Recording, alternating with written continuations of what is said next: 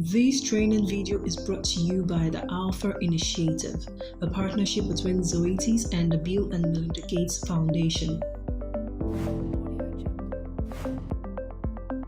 This morning, we visit a broiler farm with our vet, Dr. Dolakbo, to show you how broilers can be grown in small-scale farms in Nigeria.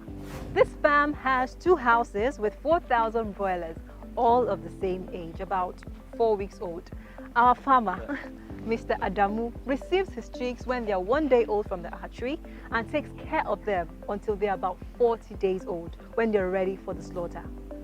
However, what made you start or invest in this chicken farming business? I think with reasonable investment, I've been able to achieve this much, and chicken meat is very popular around us here. That's true. Yes.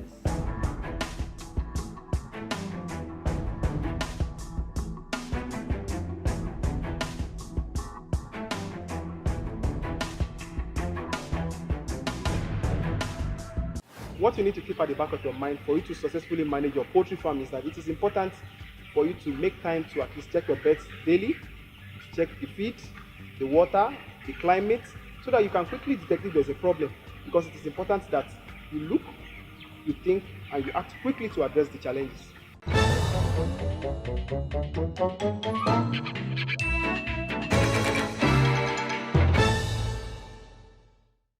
I observe my birds every day and I write down my observation in my farm record book here.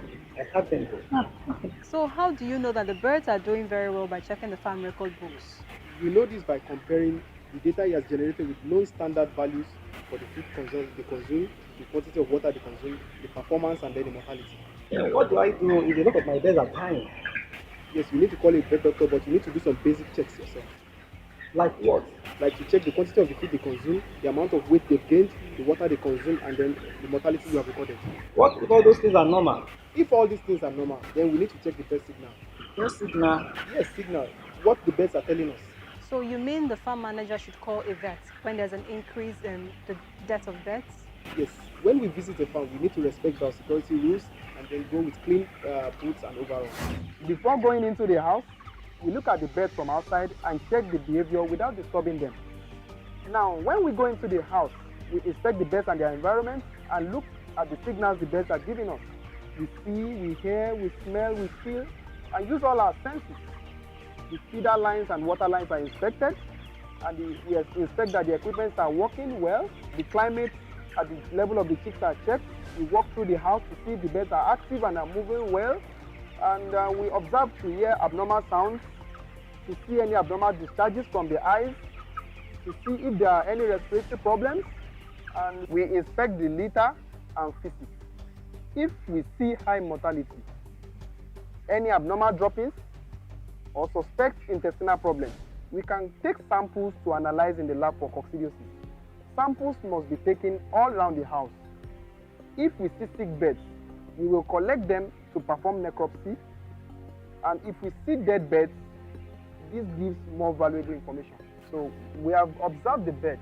Now we need to think about what we have seen, what we have heard, and what we have smelled, so that we can find a solution to the problem. So we need to look, think, and act. Poultry farming has great potential also for small-scale farmers. It needs dedication to take care of the birds and to observe the broiler signals every day. You can learn the skills to be a successful poultry farmer. It starts with look, think, and act.